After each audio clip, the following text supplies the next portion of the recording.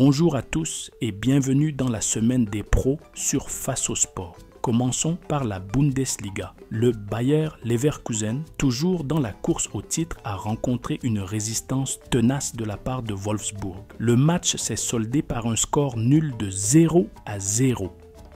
Une performance qui, malgré l'absence d'Edmond Tapsoba, resté sur le banc pour cette rencontre, confirme que Leverkusen, actuellement deuxième au classement, accuse désormais un retard de 8 points sur le Bayern Munich qui reste en tête.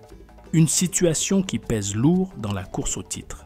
Passons maintenant en France en Ligue 1.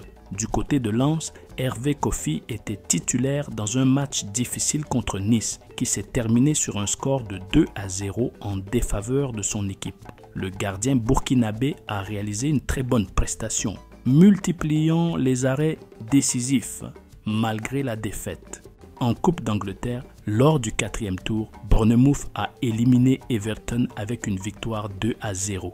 Dango Ouattara est entré en jeu à la 78e minute. Au prochain tour, Bournemouth de Dango affrontera Wolverhampton de Nasser Djiga.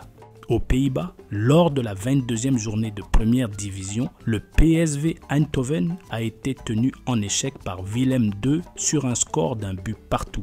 Pour sa première titularisation avec le PSV, Adamo Nagalo a réalisé une très bonne prestation avant de céder sa place à la 61e minute. Le PSV se fait rattraper par l'Ajax qui a un match en retard. De son côté, l'Ajax Amsterdam de Bertrand Traoré a disposé de Fortuna avec une victoire 2-0. L'ailier burkinabé a disputé 60 minutes. Grâce à cette victoire, les Ajacides reviennent à hauteur du PSV Eindhoven avec un match en retard. Continuons par Abdul Faisal Tapsoba, l'attaquant burkinabé de Radomiak Radom en Pologne. Pour sa première titularisation avec son nouveau club, il a disputé tout le match contre Slask Wrocław, contribuant ainsi à un nul, un but partout en fin de partie. En Arabie Saoudite, Mohamed Konaté a réalisé une belle performance avec Al Riyad. Bien que son équipe ait perdu 3-2 contre Al-Kholoud, il a joué les 90 minutes et inscrit le deuxième but de son équipe, montrant ainsi son importance dans l'attaque. En Ligue 2 française, Josué Tiendré Béogo a été décisif avec Annecy. Entré en jeu à la 68e minute contre Lavallois, il a offert la passe décisive sur l'unique but du match, permettant ainsi à son équipe de s'imposer un but à 0. Cette victoire est un bel exemple de son impact sur le terrain. Le Pau FC de Mamadi Bangré s'est incliné à Paris FC 3-1. Titulaire pour son premier match avec sa nouvelle équipe, le polyvalent ailier a été remplacé à la 63e minute. Au Portugal, en 3e division, Amarante FC s'est imposé 2-1 contre Varzim. Faisal Zangré a inscrit le premier but de son équipe, ça fait 2 buts lors des 2 derniers matchs pour le milieu de terrain.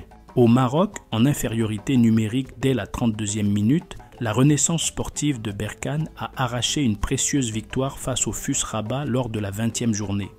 Grâce à ce résultat, les Oranges, qui comptent désormais 12 points d'avance sur le deuxième, se rapprochent de plus en plus de leur premier titre de champion du Maroc, 10 journées de la fin. Le capitaine Issoufou Dayo a réalisé un match costaud, soulignant son leadership. Merci de nous avoir suivis dans cette édition de la Semaine des Pros. Pour ne rien manquer de l'actualité de nos étalons, abonnez-vous à nos chaînes YouTube, Facebook, Instagram et TikTok et consultez notre site web faceausport.com pour plus d'informations.